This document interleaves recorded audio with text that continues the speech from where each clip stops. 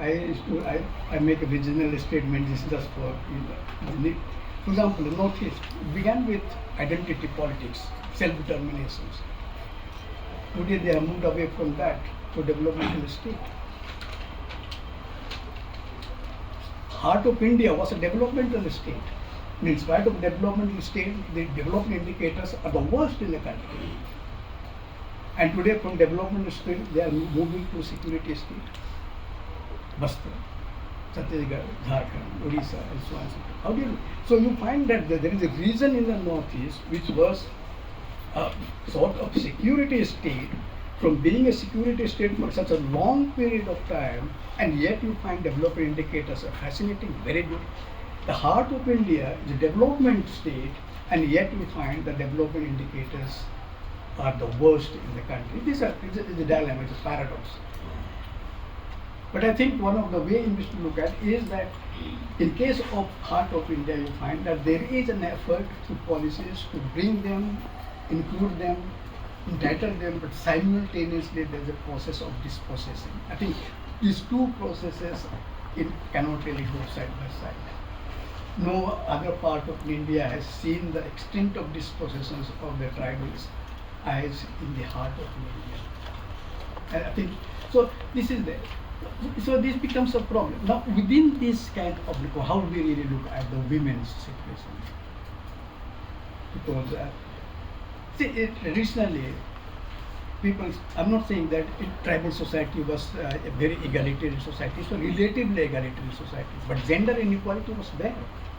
So sometimes people say there was all egalitarian society. No, there were gender inequality was there in the traditional society. And the more a tribal society had become settled, there was a greater gender inequality. A society, a community which was still living on hunting and food gathering, there was a less gender inequality. So gender is an important dimension of social inequality in tribal society. Let's accept it. Although we say that comparatively compared to other societies, Indian society, surely it is better. It had been a better. Traditionally it is better because you had freedom of choice. You can choose whom you want to marry, you can divorce whom if you don't really like, you can move out of your home, there are no segregations. So in traditional society you had a choice of partner, choice of divorce, choice to work. People really worked, they moved out, they went to the fairs or the places. So there was a lot of freedom.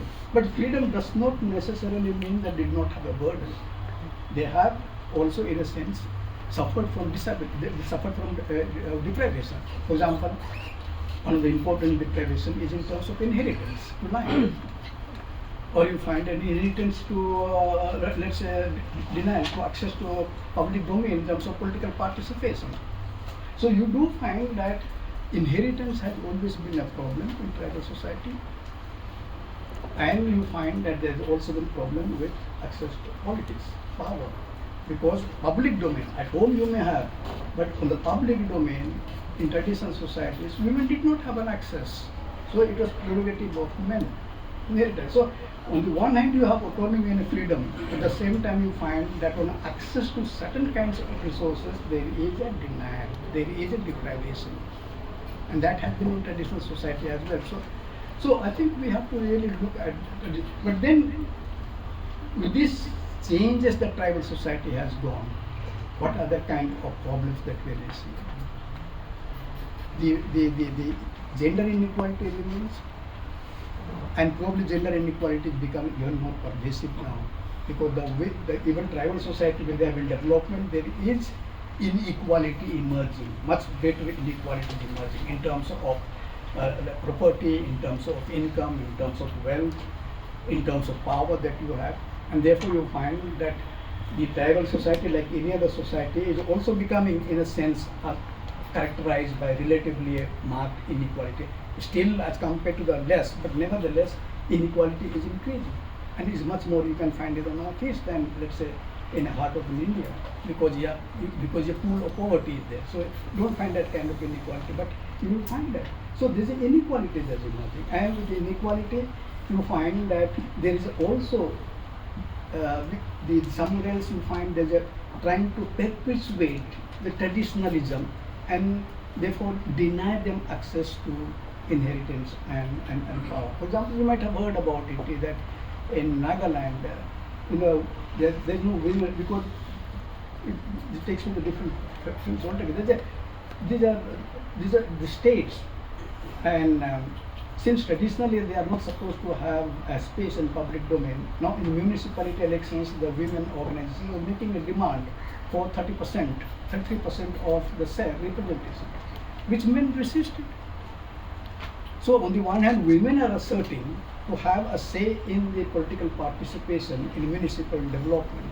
On the other hand, men are resisting, and it led to a lot of discontent and tensions, and so that's like, so this again therefore the development is really happening, and so this is another one.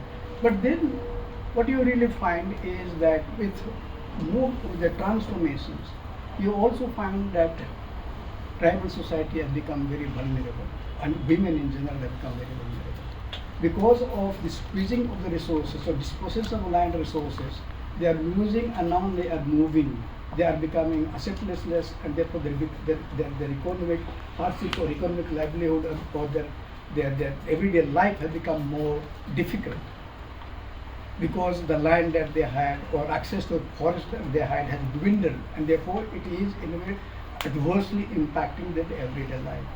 People therefore are moving also on the outside to the towns, to the cities, to brick kilns, to what is called some industries, domestic work. If you look at Delhi, you find domestic work, construction industries. So you find a large chunk of women are actually moving for work on the outside. And township was one area where they never used to move. There was migration, but invariably they used to migration was into the rural areas, road constructions, big kilns, etc. But now you find in the last 2 decades or little more than 2 decades, increasingly women are moving into the urban areas. And they are where? They are all into the informal sector. Informal sector, construction, domestic work. And being vulnerable, they are very vulnerable.